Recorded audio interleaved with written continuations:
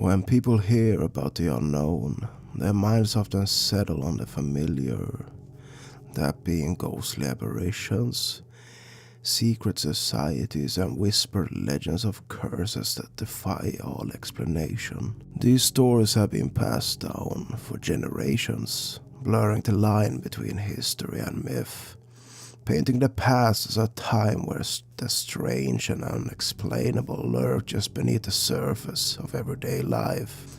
Most of these tales fade into folklore, dismissed as fiction, but some refuse to be forgotten. They are way too eerie and too detailed and too unsettling to ignore. One such tale is that of Edward Mordrake, the man cursed to live with a second face.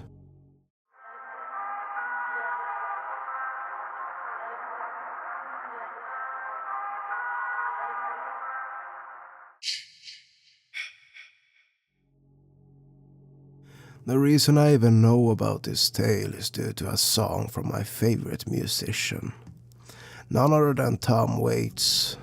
On his track Poor Edward from the album Alice, he wrote a beautifully depressing song about this Mr. Mordrake. Sadly, I can't play the song for copyright reasons, but we'll give the lyrics a read.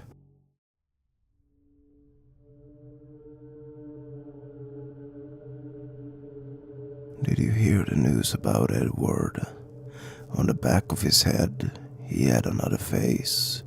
Was it a woman's face? Or a young girl? They said to remove it would kill him, so poor Edward was doomed. The face could laugh and cry. It was his devil twin. And at night she spoke to him, things heard only in hell. But they were impossible to separate, chained together for life. Finally the bell tolled his doom. He took a suite of rooms and hung himself and her from the balcony irons. Some still believe he was freed from her, but I knew her too well. I say she drove him to and took poor Edward to hell. Indeed a very depressing tale, but who was this Edward? Well, get yourself comfortable because I'm going to tell you the full story.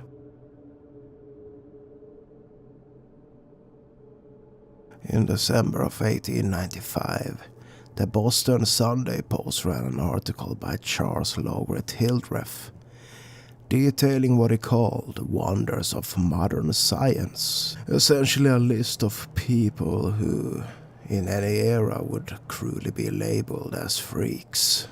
Among them was Edward Mordrake, a nobleman described as intelligent, charming, and musically gifted.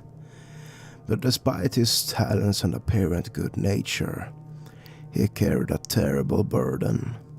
At the back of his head, a second face had formed, a twisted, contorted version of a human visage. Some versions of the story claimed the face belonged to a beautiful woman, but regardless of its appearance, one thing remained consistent. It was pure evil. According to legend, this face wasn't just a lifeless deformity. It could actually move, sneer, and worst of all, it could whisper. Only Edward could hear it though, and it tormented him endlessly. It would mock him when he was sad and grin when he cried and mutter horrifying things in the dead of night. Things that, according to Edward, could only be spoken in hell. The voice drove him to the brink of madness, urging him towards that one final tragic act. Edward spent years begging doctors to remove the face, but they refused. Either they were too afraid or they simply didn't know how to do it. His suffering was relentless, his nights filled with the eerie murmurs of a voice that wasn't his own. The torment finally became unbearable. Unable to silence the voice by any means, Edward took his own life. Before his death, he left a note with one final request: that the cursed face be destroyed before his burial. He feared that if it wasn't, its cruel whispers would follow him even to the grave. And out of respect for his wishes, or perhaps out of fear, he was reportedly buried in an unmarked grave with no headstone to remember him by.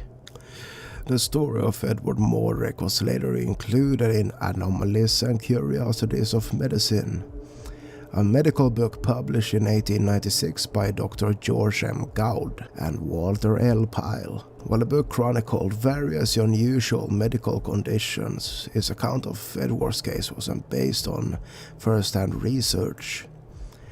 It came straight from Hildreth's Boston Sunday Post article, and that's where things start to unravel. As it turns out, Charles Hildreth wasn't just a journalist, he was also a science fiction writer. And this article, which first introduced Edward Mordrake to the world, didn't cite any official sources except for one: the Royal Scientific Society. The problem with this being that no records exist of any such organization having documented Mordrake's condition. In fact, no credible historical evidence has ever been found to prove that Edward Mordrake was a real person at all. While there are legitimate medical conditions that could explain a case like this, such as, and excuse my pronunciation here, Craniopagus parasitus, or a parasitic twin, or diprosopus, which being facial duplication. There's no verified evidence that Edward himself ever existed. It's likely that his story was a piece of 19th century fiction that blurred the line between medical curiosity and Gothic horror. Though Edward Mordrake may have been a fabrication, a somewhat similar case did occur in 2008.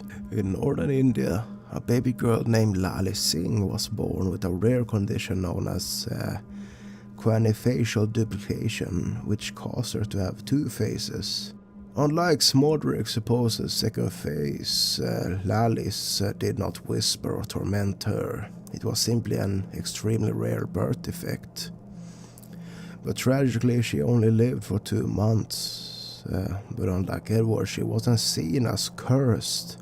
Quite the opposite, actually. The people of her village believed she was an incarnation of the goddess Durga, who is often depicted with multiple limbs. After her passing, they built a temple in her honor. Whatever Edward Mordrake was real or just a product of dark imagination, his story has cemented itself into folklore. His tale is one of suffering, isolation, and the horrors that can lurk in the human mind, or perhaps beyond it. Was Edward Mordrake a real man tormented by an impossible affliction? Or was he just another boogeyman born from the pages of Gothic horror? I'll leave it up to you. Let me know what you think in the comments, and if you enjoyed this, don't forget to like and subscribe, and I'll see you in the next video. Goodbye.